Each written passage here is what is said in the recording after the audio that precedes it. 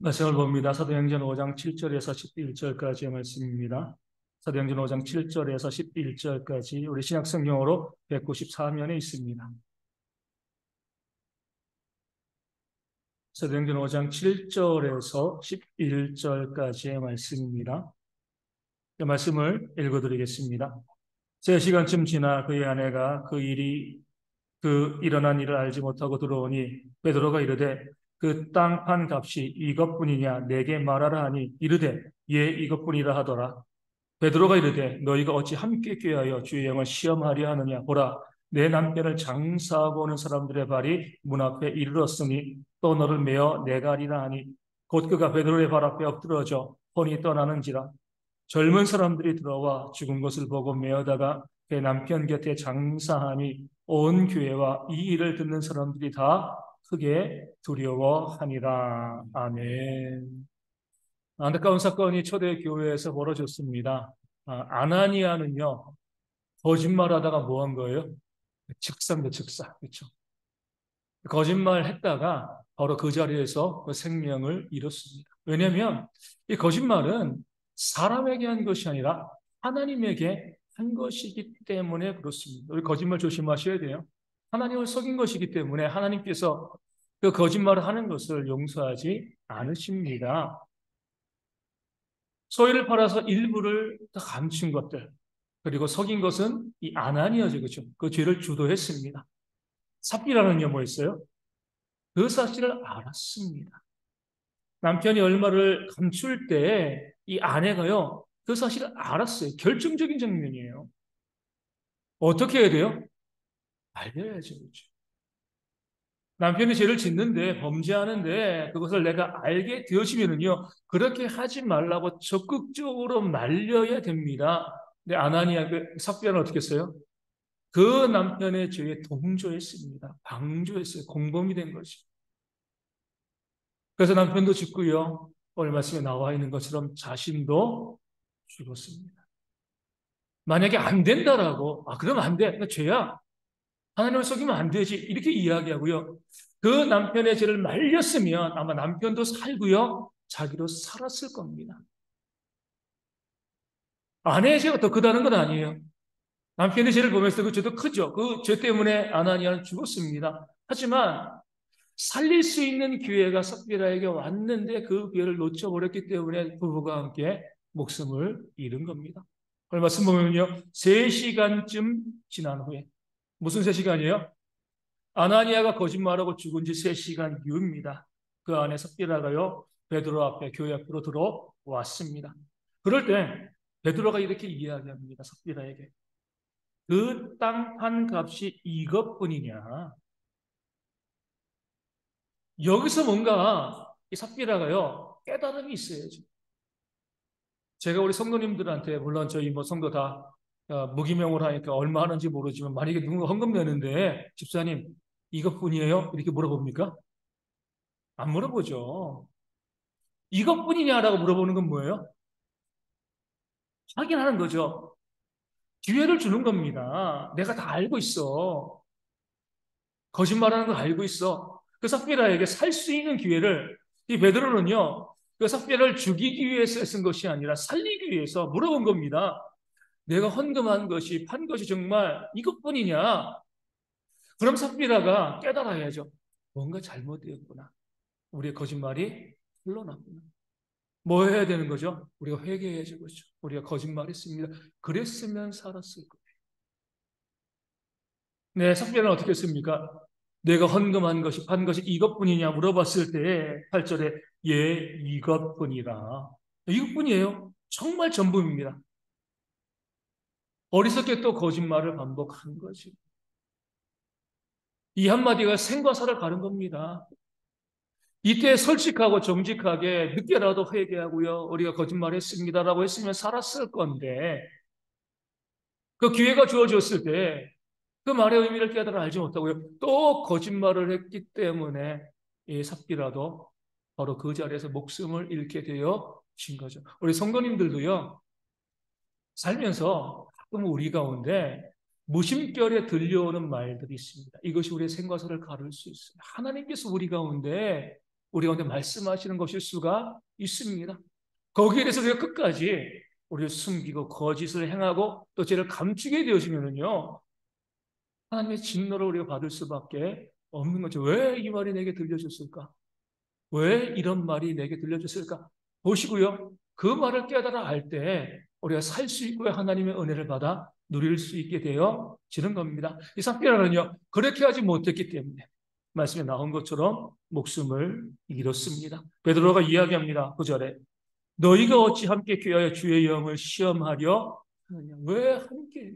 죄를 주도한 아나니아도 죄인이지만요, 그 죄를 알면서도 동조하고 방조한 이 삽비라도요, 함께 꾀한, 하나님을 시험한, 하나님을 속인 그런 죄 가운데 그들이 있기 때문에 너희가 함께 멸망할 수밖에 없다. 하나님의 진노의 심판이다. 이렇게 말씀하고 선고하고 그 삽비라도 남편을 뒤이어서 목숨을 잃게 되어진 거죠. 너무나 비참한 일들이 교회 가운데서 벌어졌습니다. 그러면서 오늘 말씀에 있어서 가장 중요한 결론은 11절이죠. 뭐예요?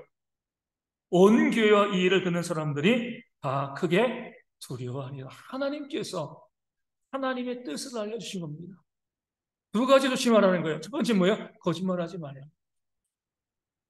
작은 이익 때문에, 얼마 안 되는 그 이익 때문에 거짓말하지 마라. 하나님께서 지난주에 말씀드린 것처럼 헌금 많이 드린다고 받으시고요, 적게 드린다고 안 받으시나요? 그런 거 없잖아요. 우리 하나님은요, 마음으로 드리면 아무리 작은 것이라도 기쁘게 받으시는 것이 우리 하나님이십니다. 그러니까 거짓말하지 말라는 거예요. 그 거짓말의 죄를 하나님이 미워하신다는 거죠. 두 번째는 뭐예요? 죄를 방조하지 말라는 거예요.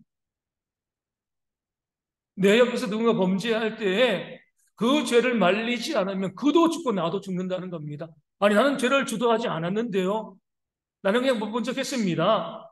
그냥 모른 척 했을 뿐이에요. 하지만 내가 그래도 하나님께서는요, 그 죄를 짓게 허용한 것이고 만들어준 것이기 때문에 삽비라처럼 그런 죄를 지어도 나도 뭐예요? 하나님의 진노 가운데 임하게 되어진다. 진노를 받을 수밖에 없다. 이 사실을 온 교회에 알려주신 겁니다. 내 남편이, 내 아내가, 내 부모가, 내 자녀가, 내 친구가, 내 회사에서 내가 있는 그곳에서 죄악된 모습이 있으면 뭐 해야 돼요? 브레이크를 걸어야 돼요. 그것 때문에 관계가 좀 복잡해질 수도 있고요, 내가 손해볼 수도 있습니다. 하지만 그럴 때 우리가 브레이크를 걸어야지 그 상대방도 살고 나도 사는 거예요. 그렇지 아니하면 그도 죽고요, 나도 죽게 되어지는 겁니다. 이 함께 죽는 죄의 원형은 어디에서 가장 먼저 나와요? 에덴 동산에서 나오죠. 그렇죠? 하나님께서 아담과 하와를 만드시고 선악을 알게 하는 나무의 열매를 따먹으면 반드시 죽을 것이다 라고 말씀하셨습니다. 근데 하와가 뱀의 유혹을 받아가지고요, 그 선악을 알게 하는 나무의 열매를 따먹고요, 누구에게 줬어요? 그 남편인 아담에게 주었죠. 창세기 3장 6절에 이런 말씀이 있습니다. 여자가 그 열매를 따먹고 자기와 함께 있는 남편에게도 주매 그도 먹은지라. 함께 있었어요.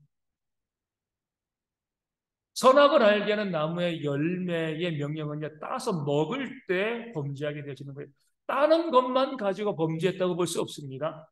이 하와가 혼자 있을 때 이 사단에게 유혹받아가지고요, 선악을 알게 하는 나무의 열매를 따먹고 저런 마음이 생겼을 겁니다. 그것을 따먹을 때 누가 같이 있었던 거예요? 아담이 옆에 있었습니다. 그럴 때 뭐 해야 돼요? 말려야죠. 하나님께서 따먹지 말라고 하셨잖아. 먹으면 정령 죽는다고 했잖아. 왜 하나님의 명령을 어겨? 왜 범죄해? 아담이 말려야 되는데 아내 하와가 따먹는 것을 지켜보고요, 주니까 함께 먹었습니다. 죄에 동조하고 방조한 거죠. 에덴 동산에서부터 시작된 죄입니다. 그렇기 때문에 아담도 하와도 모든 인류도 사망의 형벌을 받게 되어진 겁니다. 하나님 분명히 말씀하시는 거예요. 죄 지은 자, 그 죄에 동조하는 자, 방조하는 자 같이 사망의 형벌을 받게 되어진다. 이 사실을 아나니와 삽비라를 통해서 우리 가운데 말씀하고 알려주고 계신 겁니다. 소리는요, 죄를 지을 때 뭐 해야 돼요? 적극적으로 우리가 방어해야 돼요. 브레이크하고 그 죄를 짓지 못하도록 막는 것이 내가 사는 길이에요. 남이 사는 건 두 번째 치고 일단 내가 사는 그런 모습이 되어지는 겁니다. 이것을 잘하는 사람이 성경에 나와요. 누굴까요? 많지 않은데 아주 잘하는 사람, 요나단입니다. 요나단. 사울왕의 아들 요나단이죠. 그 아버지 사울왕이요, 다윗을 죽이려고 했잖아요. 하나님께서는 다윗을 뭐예요? 사울왕의 뒤를 이어서 이스라엘의 왕으로 세우셨습니다. 그 다윗을 죽이는 것은 범죄죠, 그렇죠? 물론 요나단의 입장에서는요, 아마 그도 왕이 되고자 하는 마음이 있지 않았을까요? 아버지가 왕이니까. 아버지가 죽고 나면 내가 이 아버지의 왕위를 내가 이어받겠다. 그런 마음이 그에게도 있었을 겁니다. 권력은요, 자식에게도 나누지 않는. 권력자들이요, 우리 성경을 떼서 보면 헤롯 왕도 그러고요. 그 권력 때문에 자식을 죽인 일들도 성경에도 나와 있고 세상 역사 가운데도 많이 있습니다. 그런 면에서 요나단이라고 왕에 대한 욕심이 없었겠습니까? 아버지 사울왕을 도와가지고 다윗을 죽이기만 하면 어때요? 자신이 왕이 되어질 수가 있는 거죠. 얼마든지 아버지의 죄에 동참하고요, 동조하고 방조할 수 있었을 겁니다. 그럼에도 요나단은 뭐예요? 하나님께서 왕을 세우신다. 하나님께서 세우신 왕을 우리가 대적할 수 없다. 이 뜻에 따르고 순종했습니다. 사울왕이 다윗을 죽이려고 했을 때, 그런 죄를 범하려고 했을 때 적극적으로 다윗을 보호하고요, 그를 살리기 위해서 모든 노력과 열정을 다 쏟아부었죠. 그렇게 다윗을 살렸습니다. 요나단이. 나중에 요나단이 아버지 사울왕과 더불어서 길보아 전투에서 블레셋 가운데 전사했지만, 그렇게 죄를 방조하지 않고요, 죄를 막고자 브레이크를 걸고자 애쓰고 노력했기 때문에 하나님께서 그 요나단의 자손을 다윗의 왕정 가운데 안전하고 또 온전하게 살 수 있도록 그 생명의 길을 열어 주셨습니다. 죄를 막기 위해서 죄에 동조하지 않고요, 브레이크를 걸었기 때문에 그의 자녀들의 생명을 얻게 되어진 거죠. 오늘 말씀이 그것을 우리 가운데 알려주시는 겁니다. 살기를 원하는가? 생명을 원하는가? 죄를 막아서라는 거예요. 이렇게 말씀하시는 분들이 있습니다. 죄를 안 지으면 뭐 동조하거나 방조하는 거 필요 없잖아요. 그렇죠? 죄를 안 지을 수 있나요? 그럴 수는 없습니다. 그렇죠? 아무리 거룩한 공동체를 할지라도 사단의 유혹이 있기 때문에 죄는요, 거룩한 성도에게도 거룩한 공동체에도 죄는 계속 발생할 수밖에 없습니다.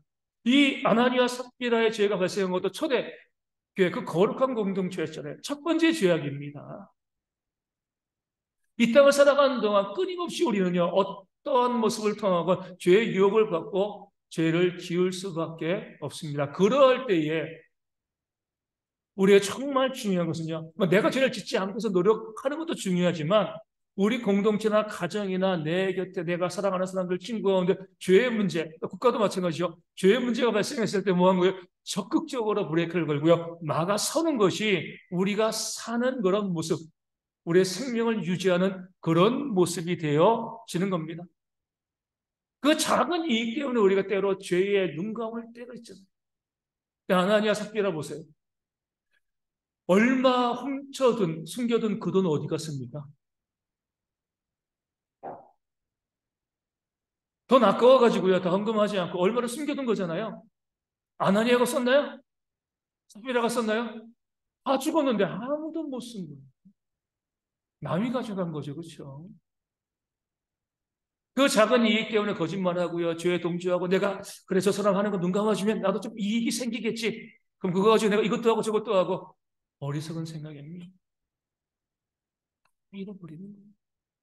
내가 쓰지 못하고 내 생명까지도 잃어버리게 되어 지는 겁니다. 그러기에 우리는요, 지혜롭게 살기 위해서라도 죄의 모습이 있게 되었을 때 적극적으로 그 죄에 대해서 우리가 브레이크를 걸고요, 막아서고 아니오라고 이야기할 수 있는 그런 믿음과 용기가 우리 가운데 있어야 됩니다. 이것을 저희가 좀 다른 측면으로 생각을 해보면 뭐예요?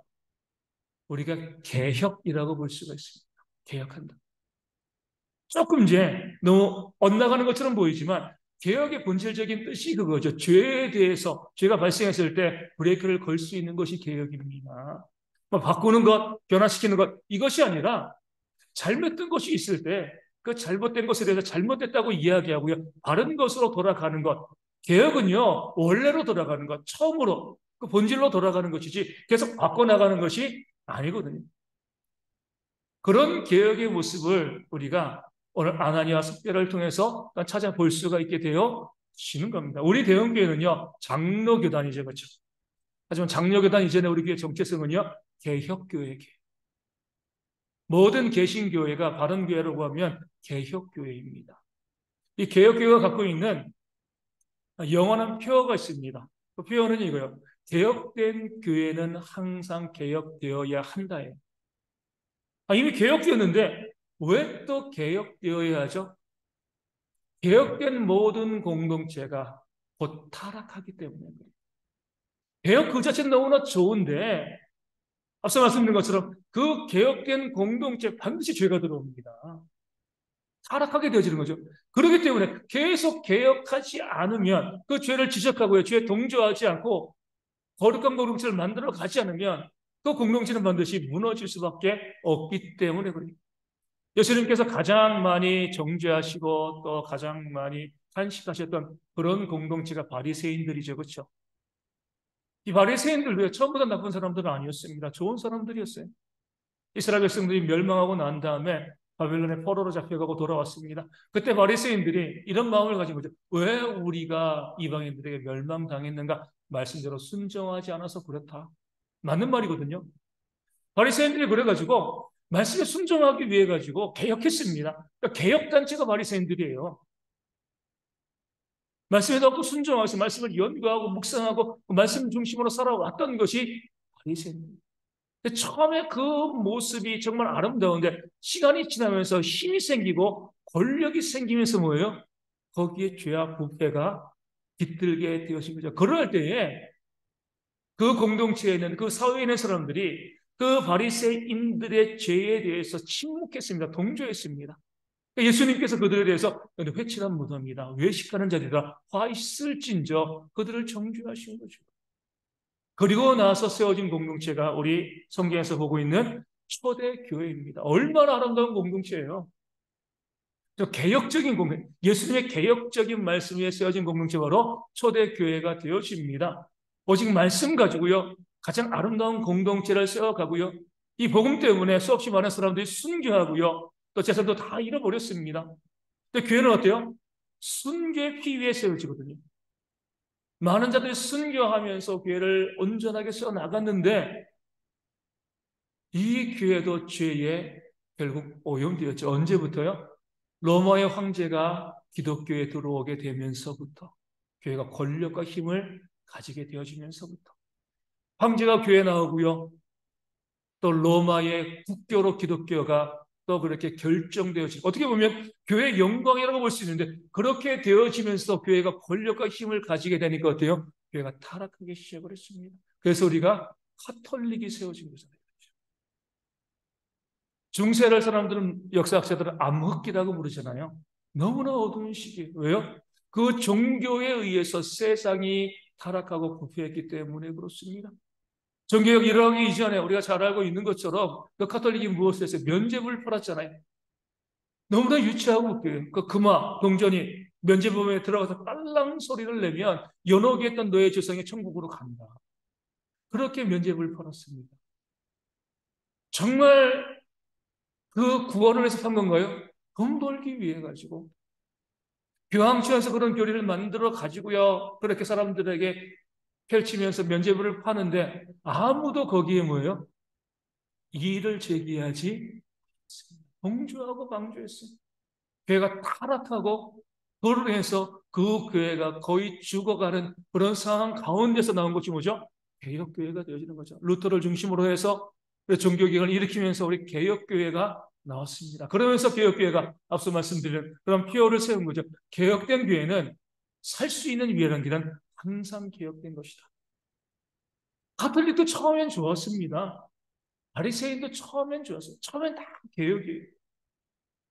나중에 죄가 들어올 수밖에 없는데 그 죄의 문제에 대해서 공동체가 침묵하니까 동조하니까 완전히 타락하여 죽게 되어진 거죠. 그러니까 개혁교회를 이끌어가는 사람들이 그 모습을 보면서 우리도 그럴 수 있다는 거죠.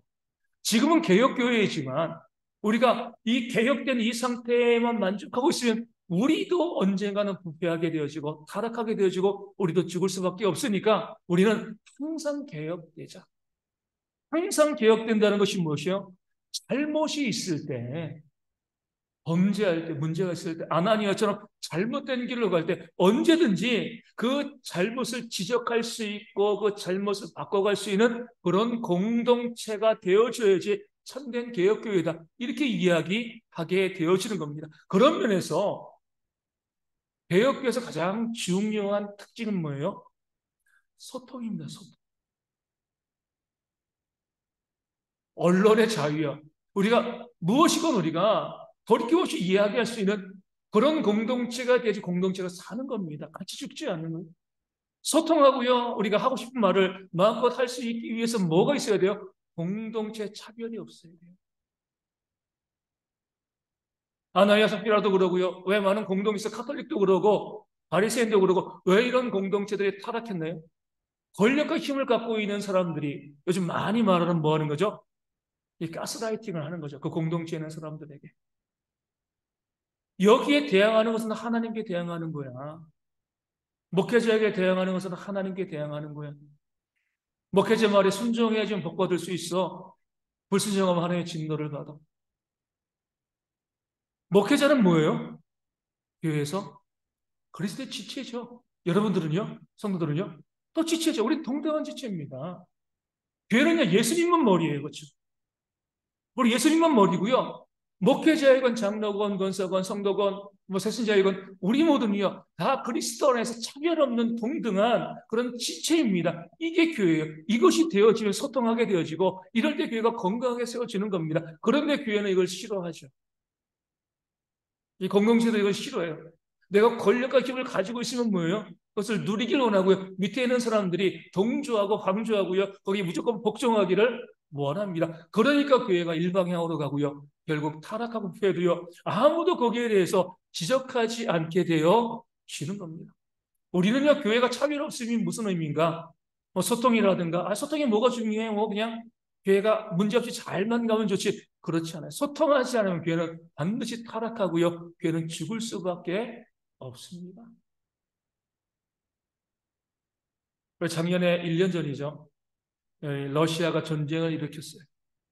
그럴 때에 러시아에는 가장 큰 종교는요, 이 러시아 정교회입니다. 그 러시아 정교회의 수장은요, 총대 주교예요. 그 총대 주교가 뭐라고 이야기해요?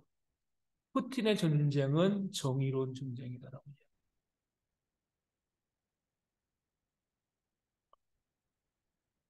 전쟁을 일으키고 수없이 많은 사람들이, 무고한 사람들이 죽는데요. 거기에 대해서 이것이 정당한 전쟁이라고 권력에 거기를 숙이는 거죠. 브레이크를 걸지 못하고요. 또 그 러시아에 있는 모든 사제들도 똑같이 그 길을 걸어가는 겁니다. 아무도 아니야. 그게 잘못된 거야. 삽질하가 한 것처럼 그냥 동정을 할 뿐이지. 그건 죄입니다. 이건 잘못된 것입니다. 이렇게 이야기하지 않는 거죠. 그러니까요. 이런 끔찍한 전쟁이 지금 이 땅 가운데 벌어지고 있는 거죠. 계속해서 이단들의 정명석이 얼마나 큰 무리를 일으키고 너무나 말도 안 되는 그런 일을 하고 있잖아요. 그럼에도 무엇이 문제예요? 이인자인 정조원이라는 여자가 그러고 그 단체에 있는 사람들이 다 동조하는 겁니다. 우리 교수님이 말씀하시는데 거기에 토달면은 악한 거예요. 죄된 거예요. 잘못이고 제가 분명히 드러나도요. 거기에 대해서 아무도 이야기하지 않습니다. 똑같이 한 방향으로 가는 거죠. 그러니까요. 그런 악의도 사행되어질 수밖에 없는. 우리 지난 주간은요. 참 내가 믿는 사람이란 게 정말 부끄럽다. 이렇게 이제 이야기할 수밖에 없는 그런 모습들이 있는 거죠. 목사라고 하기도 좀 그러고요. 우리가 잘 알고 있는 그 사람이 이렇게 이야기했습니다. 제가 이제 말한 그대로 읽어드릴게요. 기독교인이 마지막에 하늘나라 갈 때, 여기까지는 좋아요. 예쁜 간호사들 말이야, 치마도 짧게 피고 가슴도 볼록 튀어나오게 해서 성가대를 만들 것이야.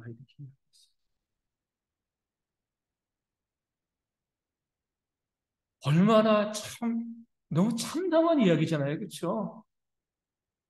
근데 왜 그런 이야기예요? 거기에 동조하는 사람이 너무나 많습니다. 강조하는 자들이.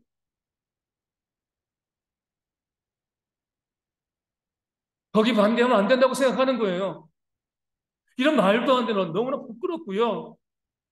너무나 치욕스러운 이런 말을 해도요. 그 아래 가서 머리 숙이고 그것이 복받는 길이고 그것이 잘된 길이고 이런 모습이 있으니까요. 이런 죄악들이 이 땅 가운데 너무나 많이 벌어지고 있는 거죠. 목회자가 성범죄를 일으키고요. 교회에서 쫓겨나서 다른 교수 길을 세워도 그 길을 찾아갑니다.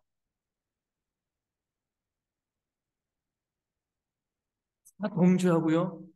또 방조하죠.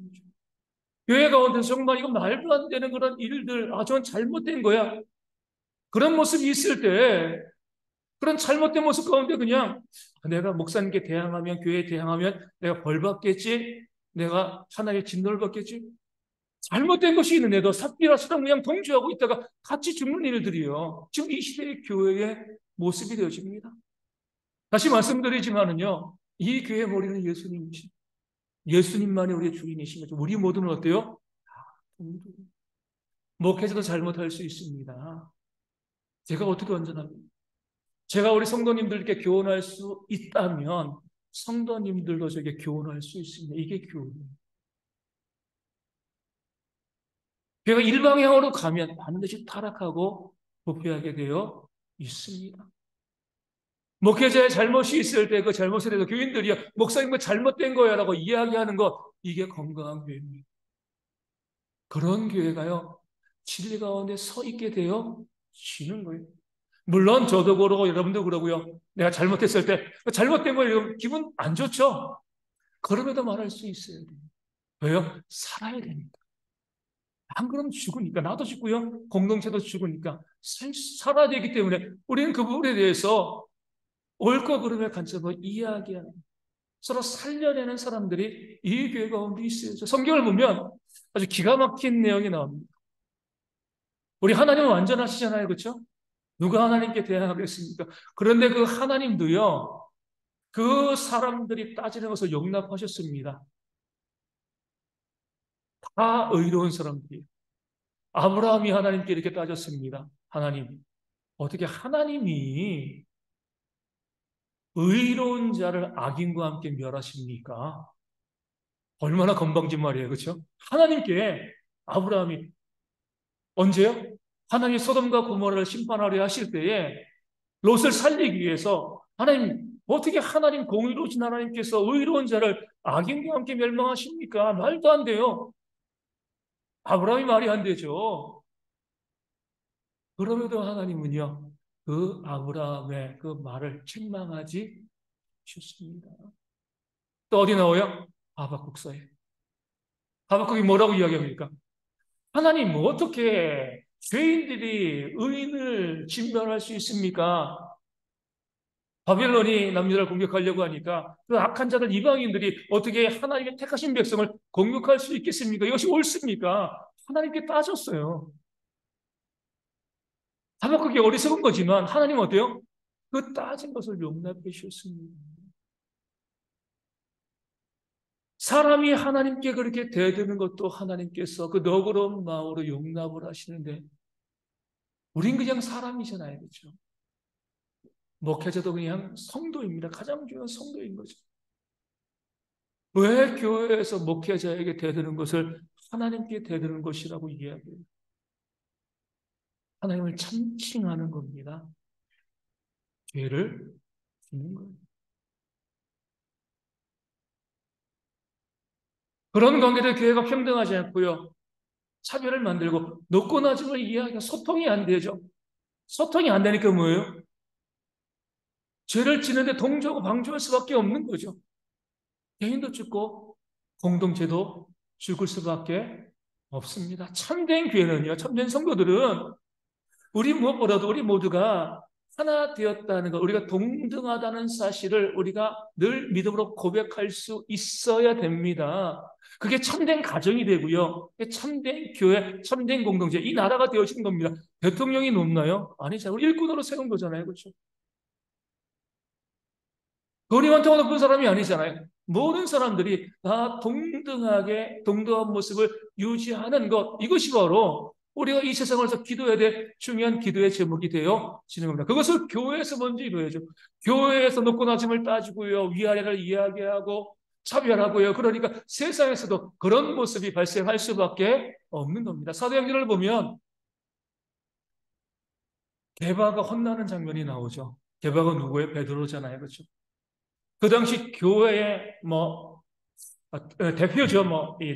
1인자가 아니라 교회 대표. 그를 대표하는 인물이 바로 이 베드로입니다. 그 베드로가 이방인과 함께 식사하다가 유대인들이 어때요? 외식함으로 식사 자리를 피했습니다. 근데 누가 베드로를 책망해요? 사도 바울이. 후배잖아요, 후배. 당신이 왜 그렇게 외식하냐? 신앙의 자를 누리지 못하느냐? 감히 까마득한 후배가 베드로를 책망할 때 베드로는 그 책망을 받아들입니다. 이게 건강한 공동체예요. 야, 네가 뭔데? 내가 수제자야. 너보다 먼저 믿었어. 너 과거의 기회를 전멸하던 그런 죄악이지. 네가 뭔데 그렇게 소리를 높여? 이렇게 하지 않고요. 바울이 책망하는 것을 듣고 받아들이고 회개하고 돌이키죠. 초대교회를 살아간다는 공동체인 거예요. 죄를 짓죠. 사람이기 때문에 실수하고요. 죄의 문제 가운데 있지만 거기에 대해서 누구라도 자연스럽게 이야기하고 잘못된 것입니다. 문제입니다. 이야기하고 잘못된 것이면 받아들이고 고칠 수 있는 그런 공동체였기 때문에 초대교회가 건강한 공동체고 그 공동체가 살아날 수 있게 되어 진 겁니다. 우리 가운데 그런 모습이 있어요. 가끔가다 보면 제 목회에 시험을 들게 하시는 분들이 있어요. 이렇게 말씀을 하신다. 목사님 어떤 교회 가니까요. 너무나 일사불란해요. 목사님이 말씀하시면 교회가 그냥 오른쪽 가면 오른쪽으로 가고 왼쪽 가면 왼쪽으로 가고 뭐 이견도 없고 무조건 순종으로 너무 잘해요. 물론 그런 교회가 많이 커지는 것도 사실입니다. 과연 그런데 그것이 옳은 것인가 보셔야 돼요. 그거 정말 옳은 것인가? 여러분들 독재가 그렇게 좋으신가요? 공산주의가 좋으신가요? 일사불란하잖아요. 그렇죠? 우리가 아니잖아요. 그렇죠? 우리가 아니라고 분명히 이야기하죠. 좀 더 혼란스러워도 우리가 갖고 있는 이 사회 체제가 훨씬 더 탁월하다라고 볼 수가 있는 것처럼 교회도 마찬가지입니다. 우리 모든 성도들이요. 우리 서로의 생각을 주장하고 또 이야기하고 나누고 또 바꾸고 모든 것들이 소통 가운데 이루어질 때 다소 좀 우리가 질서가 없는 것처럼 보이지만 그러할 때에 교회가요. 건강하고 든든하게 세워질 수 있게 되어지는 겁니다. 하나님의 원리에 따라서 우리 가정도 그래야죠. 무조건 가부장적인 권위를 가지고 또 한두 사람이 이야기하고 거기 복종하기를 요구하는 것이 아니라 함께 그 가정을 만들어가고 세워갈 수 있고요. 잘못된 것에 대해서 이야기할 수 있는 그런 동등한 공동체가 되었을 때 가정이 건강하게 세워지는 겁니다. 이 교회도 마찬가지고 이 사회도 마찬가지가 되어지는 거죠. 그래서 우리가요. 하나님 안에서 우리가 개혁된 공동체라서 이 대형교회가 그 어떤 차별도 만들지 않고 동등한 소통할 수 있는 그런 공동체가 될 수 있도록 그런 모습이 우리 가정 가운데 있을 수 있도록 그것을 통해서 우리 가정과 이 교회 가운데 이 사회 가운데 하나님께서 주신 은혜가 풍성한 그런 모습이 있도록 죄에 동조하고 방조하지 않고요. 바른 길로 우리가 걸어갈 수 있도록 브레이크를 걸 수 있는 그런 신앙과 그런 용기가 우리 모두 가운데 있도록 우리 함께 찬양하고 기도하도록 하겠습니다. 420장 함께 찬송하겠습니다.